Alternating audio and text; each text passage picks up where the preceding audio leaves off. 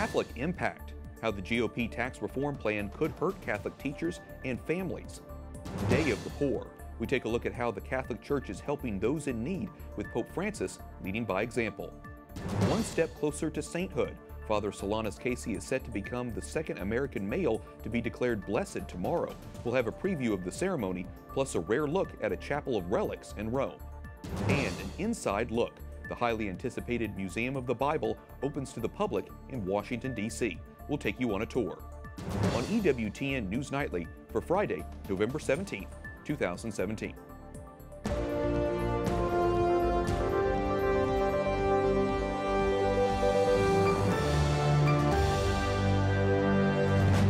Good evening from Washington, D.C., and thank you for joining us for news from a Catholic perspective. I'm Wyatt Goolsby in for Lauren Ashburn.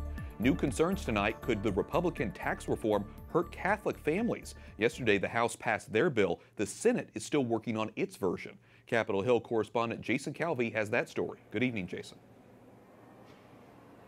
Good evening, Wyatt. Conservatives are praising both tax bills for saving the adoption tax credit, but some Catholics tonight are questioning whether the plan will help their families. It's all sparking a lively debate on the first major tax overhaul in 3 decades.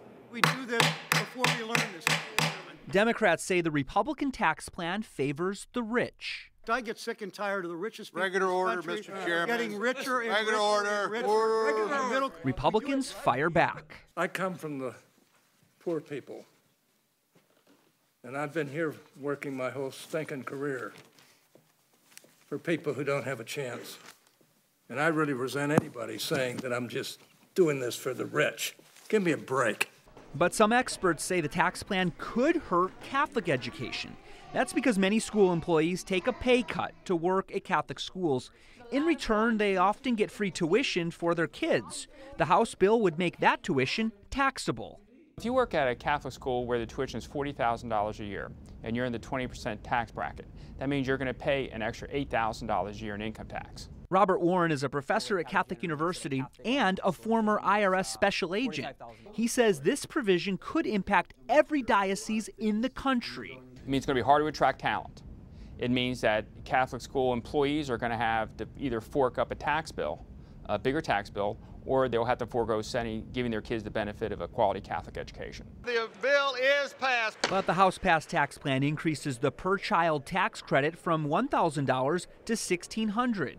And the White House says slashing the corporate tax rate will give the average family $4,000 of extra income over time. This is about giving hardworking taxpayers bigger paychecks, more take-home pay. Speaker Ryan calls the House passage the single biggest thing they can do to help the middle class. But the U.S. bishops are not happy with the House bill. They point to Congress's nonpartisan Joint Committee on Taxation.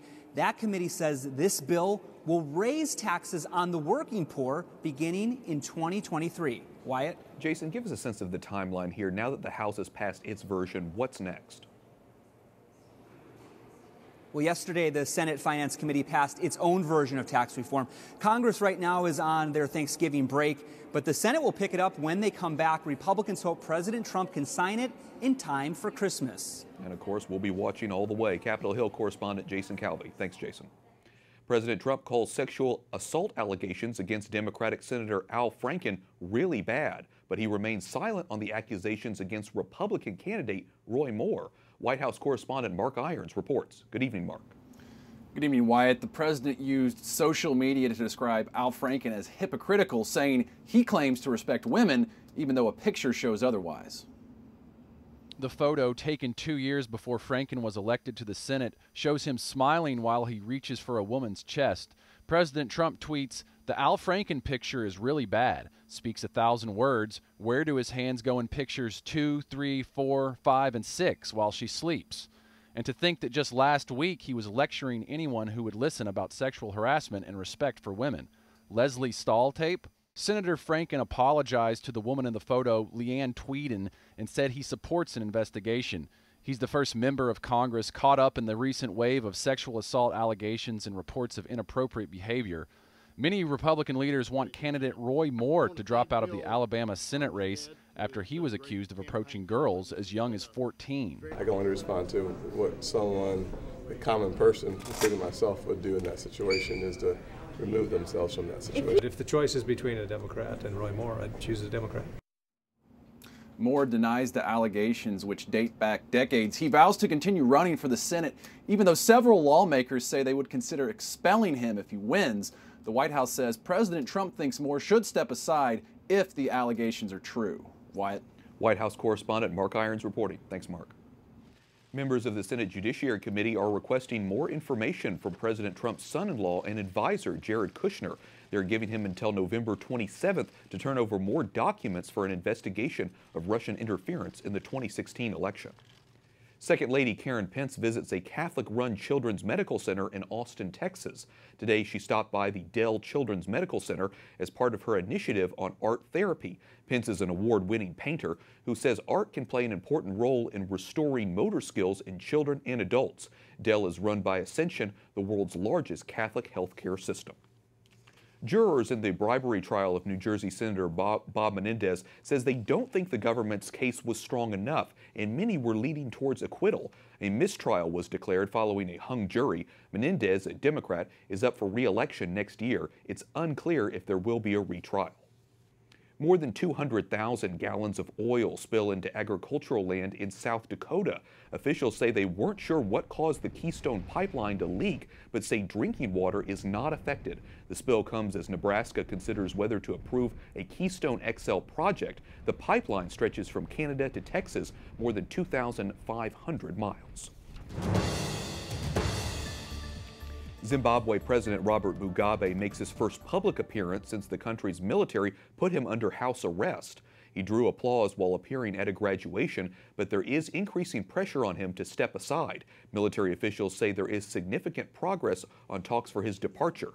U.S. Secretary of State Rex Tillerson is calling for a return to civilian rule. The 93-year-old president has been in power for nearly 4 decades, but was placed under arrest last week after he fired his vice president amid corruption concerns among his entourage.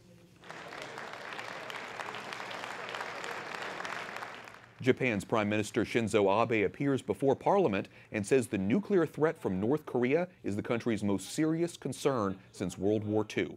The Prime Minister also praises the, quote, unshakable bond between Japan and the U.S., this following President Trump's recent visit to Japan. Iraqi forces say they have liberated the last town held by ISIS in the country.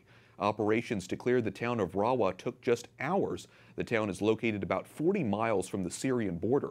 A few weeks ago, the anti-ISIS coalition forced the militant group from its last major city in Syria, but pockets of fighters remain in some areas. Religious freedom has been making headlines all over the world, from the debate on funding for Catholic schools in Canada to pro-life laws right here in the U.S. But in Pakistan, where Christians make up less than 5% of the population, it's a matter of life and death. Joining us now is Asif Mal, chair of the Pakistan Minorities' Rights Organization, a group based in the United Kingdom advocating for religious minorities in Pakistan. Asif, first of all, give us a snapshot of what life is like for Christians in Pakistan right now. Thank you very much, White, for having me on your show. Yes, the life is very uncomfortable being a Christian right now because you can be discriminated against when it comes to jobs and admissions in various colleges, medical colleges, engineering universities. And also there are groups that will accuse you of blasphemy. And on the pretext of that, the whole area where you live could be burned down. It's pretty horrific when you think about all of that violence. Explain, though, the blasphemy laws. What exactly does the law say so a Christian, for example, can't preach the gospel? Yes, it's like this. If you are a Christian and I'm a Muslim, and in a country like Pakistan, we get involved in talking to each other while traveling in a bus or a train. Imagine that during our conversation, I find out that you are a Christian or a Catholic, and I ask you, do you believe that Muhammad was a true prophet of God? Now, if you say yes, then I will say, what a hypocrite you are. You believe that he was a true prophet and still you are not a Muslim. If you say no, then guess what? You have just committed blasphemy because you have said that Muhammad is not a true prophet of God. And all I have to do is to bring 2 pious-looking, bearded, skullcap-wearing Muslims to come and testify that with me in the court, and you are dead meat. That's how it goes. And so Asia Bibi is one of the most prominent cases, but there are a few hundred Christians falsely accused under this law in prisons right now. Well, let's expand on that for Asia Bibi. She's a Christian woman who was sentenced to death for blasphemy, just like what you had made reference to. Her husband had gone to Pope Francis 3 years ago in Rome and talked with him briefly. Give us an update on her case. My understanding is that she was in prison still, right? She is in prison. It's almost like coming to 10 years. She's in prison. And obviously the background of the case, though, for those viewers who do not know about this, she was basically, all her crime was to drink a cup of water that was designated to be used by Muslims. And they said, you Christians, because you are unclean people, you eat unclean food like pork and stuff, and so you have actually contaminated our cup. She basically defended that that's not the case. We're all human beings. We're all equal. We all have dignity and respect. And they were not satisfied. They accused her of blasphemy. As a matter of fact, initially they beat her up. Then she was raped. Right now the situation is such that her case is in the Supreme Court. And it was supposed to be heard last year in October, but at the 11th hour, one of the judges withdrew. I've heard a rumor that next month there is a likelihood our case to be heard again. You're in Washington this weekend for a night of prayer for persecuted Christians around the world. Aside from prayer, what do you think Americans can do to help religious minorities in Pakistan, for example? So if the United States government, you talk to your government, you talk to your senators and congressmen, and convince them that something needs to be done. Well, it is tough to be able to hear about all of the tragedies that's going on in Pakistan when it comes to religious minorities, but so important that we highlight it. Asif Mal, Pakistan Minorities Rights Organization, thanks so much for talking with us. Thank you. And Mal was a schoolmate and close friend of Shahbaz Badi, a Catholic member of Pakistan's cabinet who was assassinated in 2011. EWTN will air a special on Badi's life at 10:30 Eastern tonight. Coming up, the World Day of the Poor. We'll have a report from Rome on how Pope Francis is marking the occasion. Plus, a papal message, the greeting the Holy Father has for Myanmar before his trip there later this month.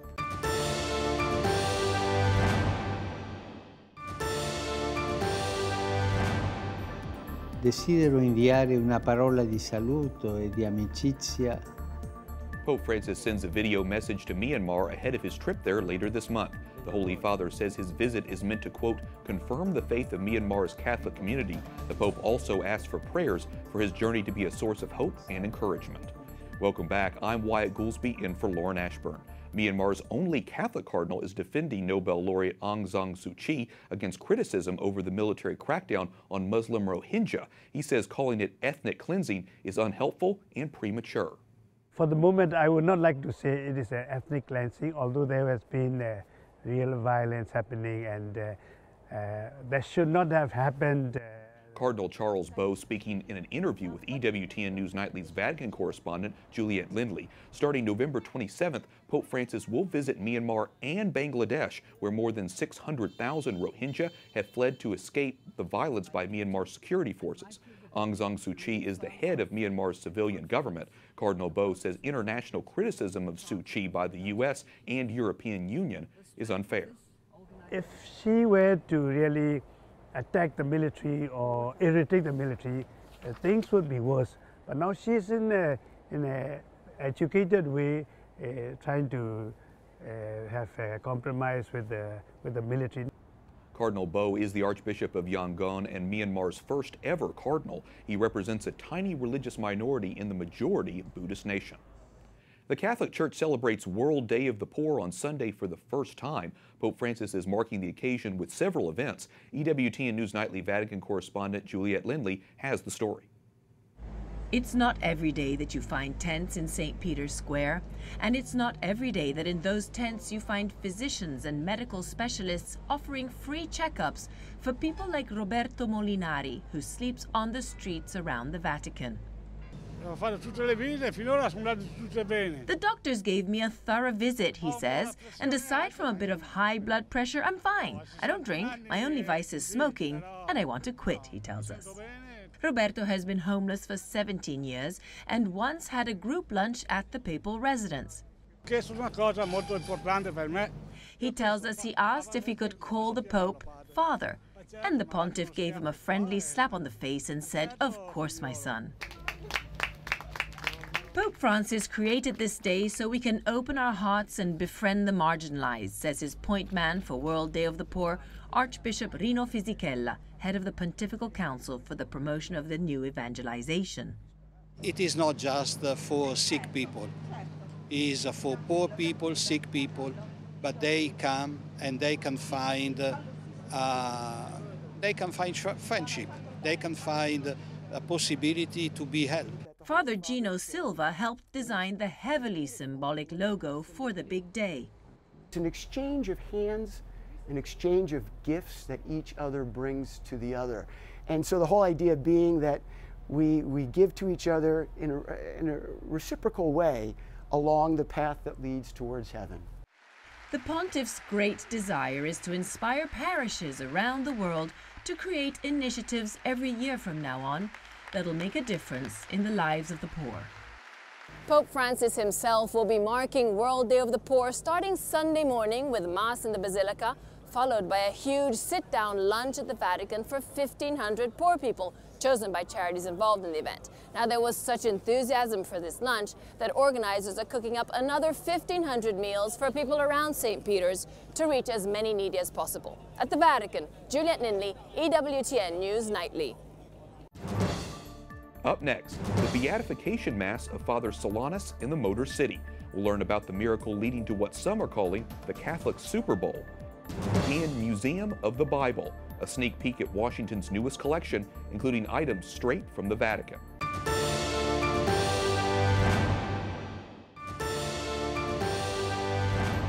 Today we honor St. Elizabeth of Hungary on her feast day. She was the daughter of King Andrew II. She led a life of prayer and sacrifice and joined the secular Franciscan order in 1228. St. Elizabeth died before her 24th birthday and is the patroness of Catholic charities. Welcome back. I'm Wyatt Goolsby in for Lauren Ashburn. Tomorrow, Father Solanus Casey will become the second American male to be declared blessed. The Beatification Mass will take place in Detroit in front of thousands of people. For time and for eternity, life, the science of religion, fills the individual. Father Solanus worked for more than 20 years as porter of St. Bonaventure Monastery in the Motor City. The Capuchin friar is also known for his gift of healing. Earlier this week, Lauren Ashburn talked to two Capuchins making Father Solanus' case for sainthood. Joining us now is Father Larry Weber and Brother Richard Merling, who's worked on Father Solanus' cause for sainthood for 45 years. Brother Richard, you knew Father Solanus personally. What made him so unique? Well, I believe his kindness to people was very exceptional, you know, insofar as always being there to help people out in whatever their needs were at times. And he was just always understanding to them in their situations of life. Father Larry, Father Solanus was ordained a priest in 1904, but he couldn't publicly preach or hear confessions. I don't understand that. Why? Well, at that time in the church, there was a part of canon law which allowed priests to be ordained what's called a simplex priest. And that was to help fulfill the needs for all the Mass intentions. The reason he was made a simplex priest is that they had to take a very serious test at the end of their theological studies. He was actually ordained with two other brothers who also were given limited faculties because basically they weren't sure that their theology, they understood it well enough to be doctrinally correct in their preaching or their moral theology in order to give correct advice in the confessional. So they were allowed to celebrate Mass, fulfill Mass intentions, and then they were given other tasks apart from preaching and confessions. So as I understand it, he's going to be beatified this Saturday at Ford Field in Detroit. Father, yes. Tell us about the miracle leading to this special day and what's planned for what some are calling the Catholic Super Bowl. Well, it actually is bigger than the Super Bowl that was held here in Detroit already, the amount of people coming. So the favor was here at the center by a friend of ours who worked with us, a Panamanian woman who worked with our friars in Panama. She was on a visit to the States in Chicago, and she was brought here to Michigan to visit the family of a friar and stopped at the Solanus Center, did not know really about Father Solanus, and prayed at the tomb for other people, and then heard a voice which said, well, what about you? What do you need? She suffered from a genetic skin condition from birth that she was particularly suffering from at that moment. And there was a rather instantaneous healing right there at the tomb of that disease. Wow, that is something. Brother Richard, tell us what is next in this cause for sainthood. Well, the next step would be actually for sainthood itself, and we will begin to look for another reported healing to us, and another miracle is basically what I'm saying, and so that will take a lot of investigation again into various cases that are reported to us. Well, I hope the two of you enjoy celebrating the Mass at Ford Field, and we look forward to hearing more about it. Brother Richard Merling and Father Larry Weber with the Father Solanus Cause for Sainthood. Thank you for joining me. Thank you. Thank you. Thanks, Lauren, for that interview. Our team in Rome got a rare look at some relics of Father Solanus. This chapel features relics of every Capuchin saint, blessed and venerable, including soon-to-be Blessed Solanus. The friar in charge of his cause for sainthood showed our cameras around. Relics of Solanus were collected this summer from his tomb in Detroit and sent to Rome.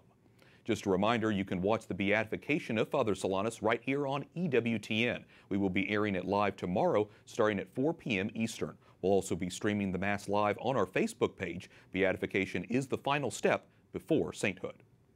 Finally tonight, faith leaders from around the world are in our nation's capital offering their blessings to Washington, D.C.'s newest edition, the Museum of the Bible.